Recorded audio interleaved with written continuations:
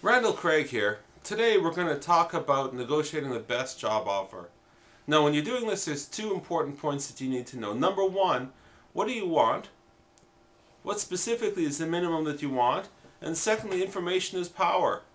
And when we do this kind of thinking, what we need to do is we've got to think about it from the employer's perspective. From the employer's perspective, it's a very tight economy right now. That means they're going to be very stingy with any particular offers because they've got to tighten their belts and be careful with their spending. On the other side, there's a war for talent going on, which means it's very hard to find the very best people for a particular role.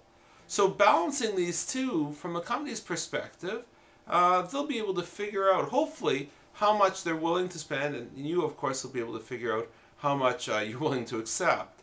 Now, there's a number of points you need to keep into account. Number one, what's the minimum that you need to live? You know, this includes work expenses, this includes everything from transportation and rent and all the personal costs that you do. So it's important for you to do a budget. Is if there's an offer that comes in lower than that minimum amount, obviously you can't take it. The other thing you need to understand is, what are similar jobs paying? If you know what similar jobs are paying, then you can understand whether the offer is reasonable given the market. Now there's a bunch of places you could find this out. Obviously, just by asking around, that's one way. But looking on the internet, there's all kinds of salary surveys that will give you at least some idea. Well, they won't give you an exact number, but that idea will be very helpful. How much of a raise might you get from your current salary? Obviously, if there's change, there's risk to you. And that risk presumably has got some value. What happens if something doesn't actually turn out the way you expect it to? Well, if you're moving to a position of uncertainty, then there should be some value. The actual offer itself. Now, typically when you get an offer, there's a base component, and there may be some commission or bonus or some other variable portion to the compensation. That's referred to as leverage. If you're comfortable with a certain degree of leverage, let's say 100% salary, you may not be comfortable taking a job where there's a high leverage, a very small fixed amount each month, and a very high amount that's determined, that's based on your performance.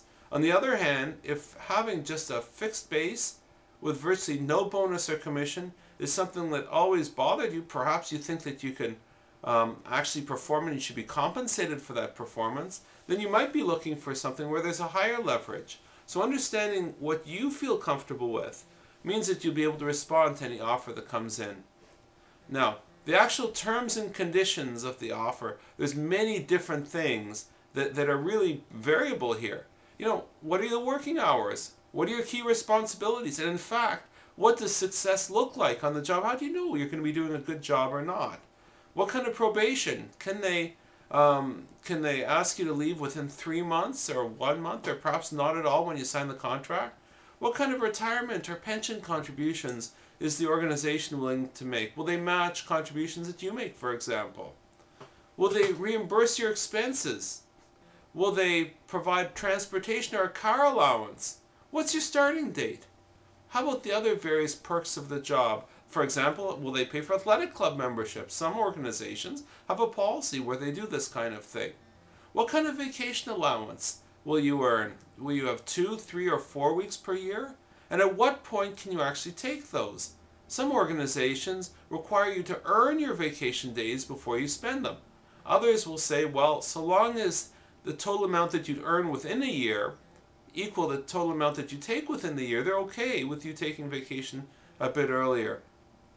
Now, there's a bunch of non-monetary things that may be negotiable as well. For example, training, or your title, or perhaps payment for professional association dues.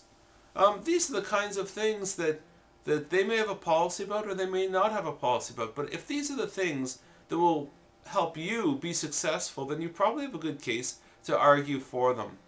Now, there's all kinds of special things that some people are able to negotiate. Sometimes clothing allowances, if you need a uniform, for example, on a role.